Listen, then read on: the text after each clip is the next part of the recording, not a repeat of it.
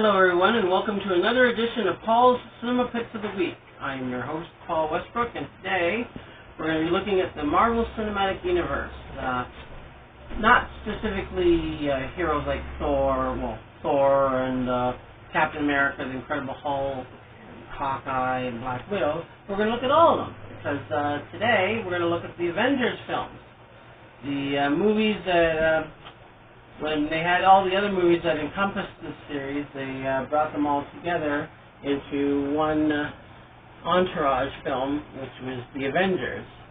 And the Avengers then basically more or less spun off into the whole Marvel Cinematic Universe. So, so let's discuss the Avengers movie. Here I have the first movie, if my sister has it on focus. Yes, the first Avengers movie, which...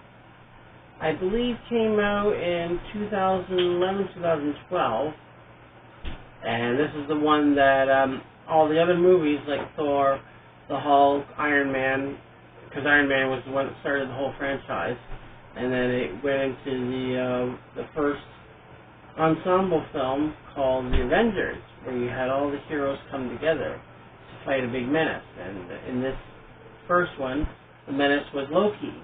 Which Loki is the brother of Thor. He's the god. Loki is the god of mischief, and it was a good way to start the whole Marvel Cinematic Universe going, mainly with this series. And the one that really started is Nick Fury, played by Samuel Jackson. He's the one that he's the main Shield leader that actually runs the whole operation.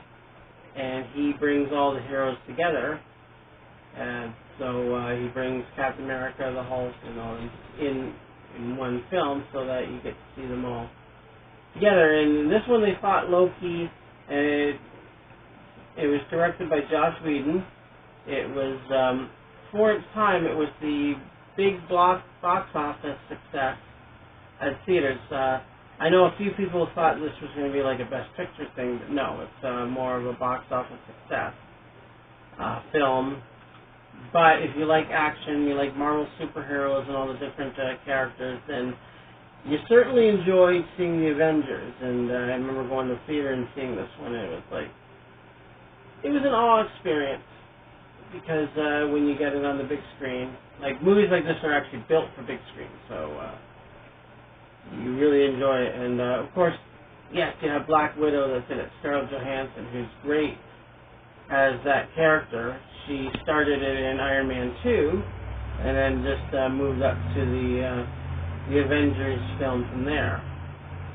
And yeah, you get to see Shield, like Agent Coulson, who runs Shield, and you get to see all the characters. More or less, it's an introductory to the bigger Marvel Cinematic Universe, because before you just had like the individual hero movies, and then it just went into this, and that's what makes the Marvel Cinematic Universe as spectacular as it is, because all the different characters that are involved in this. And you had Mark Ruffalo, who took over from Edward Norton, because Edward Norton was the Hulk in the Incredible Hulk. And then before that was Eric Bana, but Mark Ruffalo became the Hulk of the Cinematic Universe. All the same, it's a really good ensemble film, and if you like superhero action, it's perfect. Then I got to get a drink here before I go into the next one, but then you have the second piece, sort of a second act, if you will. And it's the Avengers: Age of Ultron, which introduces Vision into the cinematic universe as well, and Scarlet Witch, Quicksilver. Anyway, in this one, Iron Man has built a robot called Ultron, which he believes is going to help him with his mission about mankind. And the problem is that Ultron develops his own thinking, and he goes rogue, more or less. He becomes more of a destructive force than anything else. So all the Avengers have to come together to fight Ultron.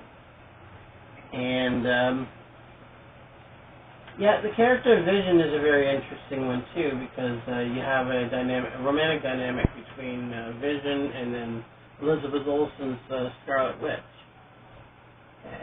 which is basically in the comics too. So yeah, when you have those elements put together, you get a great movie, and then has a tremendous battle between the Hulk and Iron Man, Tony Stark. He's in the Hulkbuster suit, which is like this big hulking version of the Iron Man costume, and he gets to fight him, and it's a great fight there. And then you got some great moments as well between the Avengers and Ultron, and it leads to an event which has the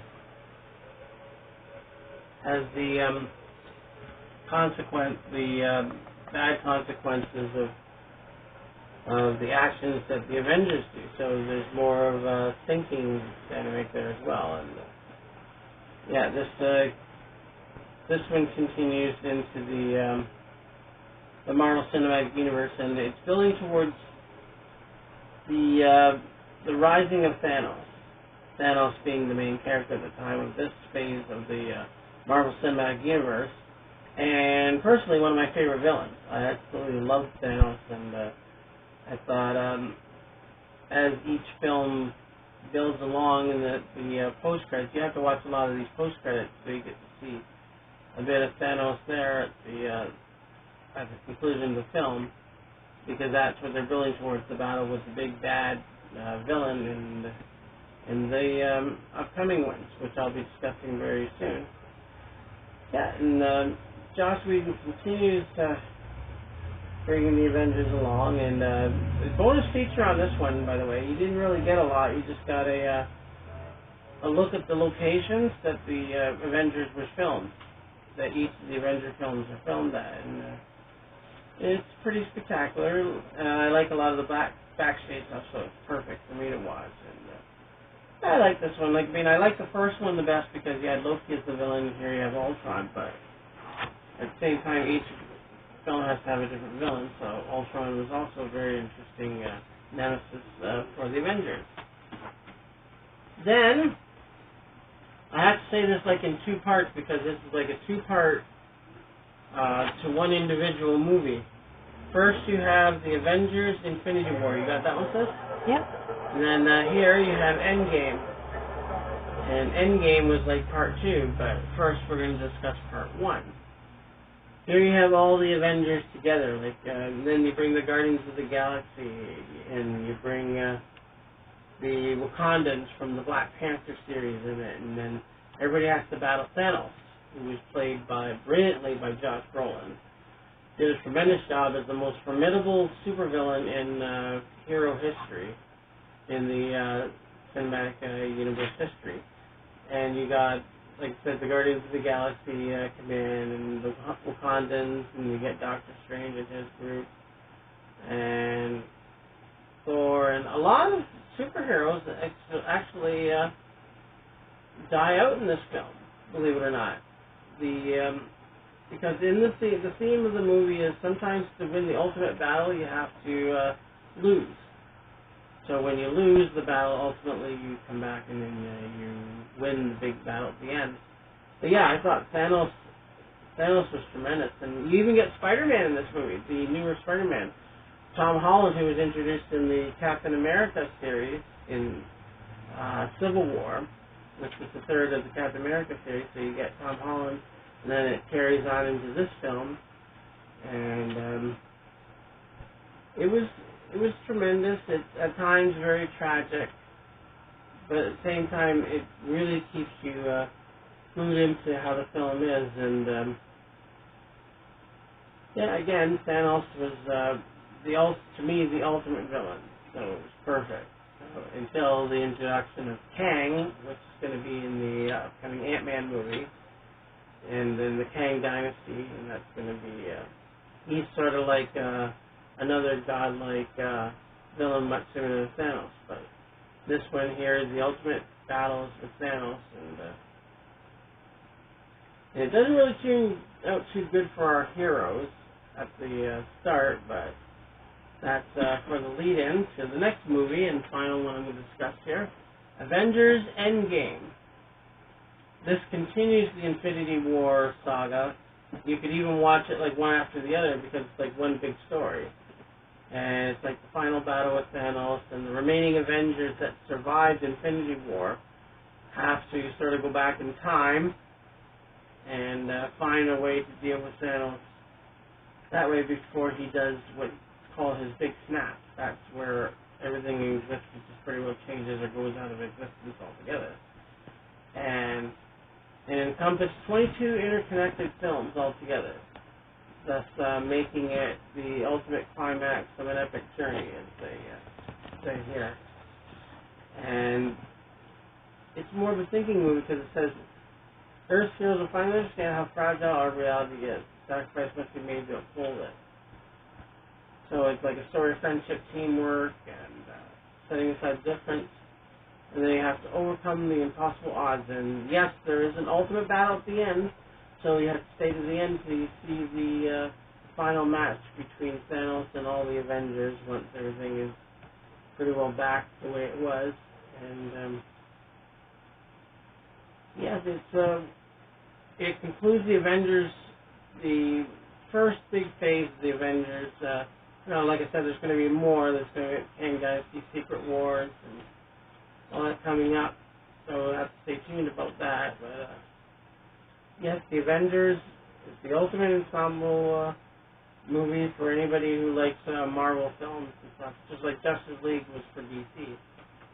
So, for now, that was a little look at the Avengers, and hope you enjoyed hearing little anecdotes there about it. We hope that you can like and subscribe to our channel. Just send like and subscribe. Send a comment below the video here so you can read the comments. And thank you very much. And Paul Westbrook reminding you that I'll be seeing you at the movies. So long for now.